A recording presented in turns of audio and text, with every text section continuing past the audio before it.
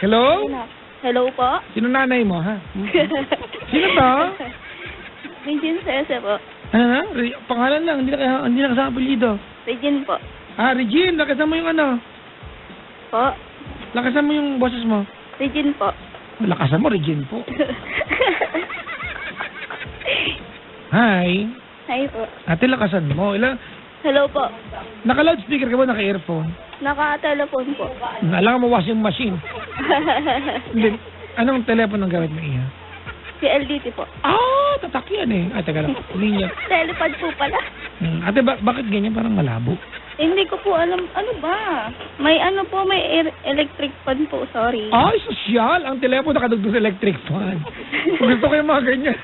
Di ba? Gusto ko yung ganyan. Di ba? Gusto ko rin balang araw pangarap ko yung chandelier. May kasamang washing machine. Para nakatingala ka pa naglalaba. Gusto ko yan, di ba? Yung microwave oven may kasamang thermos. Pero, ay, pwede pa yan. Pwede. Kusina pa yan. Anyways, ate, ilang taong ka na, Regine? 80s po. Taga saan ka? Muntinlupa. Muntinlupa. Malapit sa Tanasan? Hindi po? Malapit sa Tanasan? Hindi pa po. Saan ka sa Muntinlupa? Bayanan po. Bayanan. Saan ba Bayanan? Sa Purok 6 po. After ng Alabang. Opo. Ah, malapit sa hospital na kulay blue. Opo. Anong pangalan ng hospital na yan? Ha? MCM, di ba? Opo. Muntinlupa City. Opo. MCM po pala. Oo, Medical Center of Muntinlupa. Opo. Basta kulay blue, sa kaliwa. Pag kaliwa mo sa kanto, may 7-Eleven. Pag kaliwa mo ulit, may parking lot.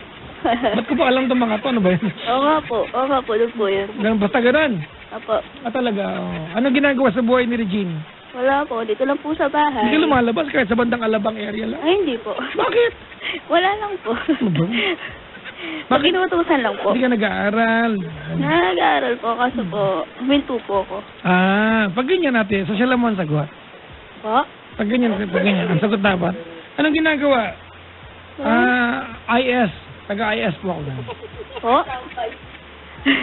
Tambay po sa bahay. Oh, IS, kayo mo.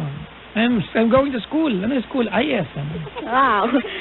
What? International school, hindi IS stop. Pangit ng joke ko pag anong oras ka ba? 9:45, pangit joke. Magkwento ka na, dalihan mo. Tungkol po sa love life. Yan, tsaka magaling. Oh.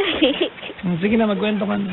Ano po, yung boyfriend ko po, 4 na taon na po kami. Hindi kita marinig ate, ano ba yung kaso? 4 na taon na po kami. Dikit mo ilagay mo sa telepono ha? 4 na taon na po Oo. kami. Kaso po, long distance. Asan ba siya? Taga dito lang din, taga Muntinlupa. Apo. Kaya lang, ang hirap po eh. Long distance? Long distance, hindi. Hindi po, mali.